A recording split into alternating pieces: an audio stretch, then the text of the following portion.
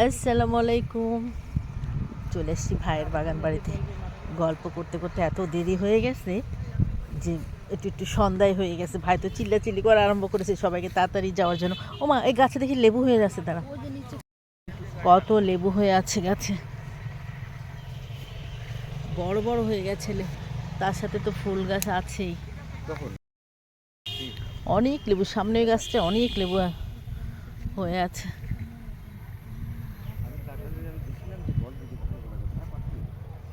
এই সেই পুকুর যেখানে আমরা কত কত মাছ ধরেছি, জাল দিয়েছি। এই ওইভাবে চলে আসছি। সুজানা ছুটে গেছে জানো, ওরা রয়ে গেছে বাসায়। আমি তো তাই তো বলছি, গাড়ি খালি কেন, গাড়ি খালি কেন? আমাদের গাড়ি তখন আমি হারিয়ে হলো ভাই নাই ছিল, আমি তাই তো বলছি। ওরে আল্লাহ, গাছে কত আম ধরেছে!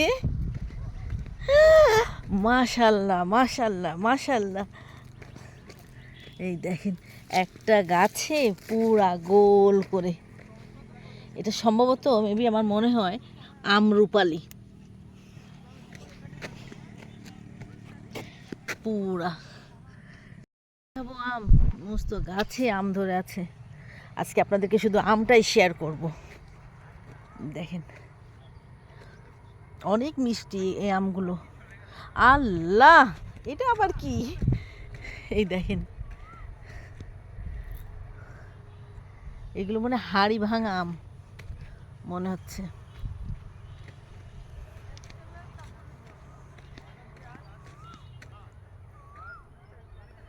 কত আম ধরে আছে দেখেন। এক একটা আম মনে হয় 2 কেজি করে হবে। এটা আমার মোবাইলে তেমন আসছে না ক্যামেরায়, এত বড় বড় আম। এই দেখেন, আমার মাথা নষ্ট হয়ে যাচ্ছে দেখে দেখে।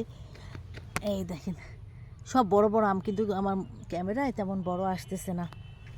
একসাথে গাছ কিন্তু বেশি বড় না, ছোট ছোট গাছ সব। আরও দেখে এই যে পুরা আম গাছে ভরে গেছে, সবাই আসতেছে। এই যে কত আম, একটু পরে দেখো একটা গাছে আম পড়ে রয়েছে, দেখো তো বাবা, দেখি তুমি। হ্যাঁ, ও মনে ই খেয়েছে, মাছি খায়নি, এটা মনে হয় ই খেয়েছে, কি বলবো, পাখি। এত আম দেখে আমার মাথা নষ্ট হয়ে গেছে, কিন্তু আম তো পারতে পারবো না, কারণ হচ্ছে আমগুলো এখনও কাঁচা। কাঁচা মিটে আমগুলো নিয়েছি, ওগুলো আমরা যে বাসায় যে খাবো। যেহেতু এখন কাঁচা, এত আম কাঁচা পেরে কি করব, ইনশাল্লাহ আম পাকলে পরে খাওয়া যাবে সবাই মিলে।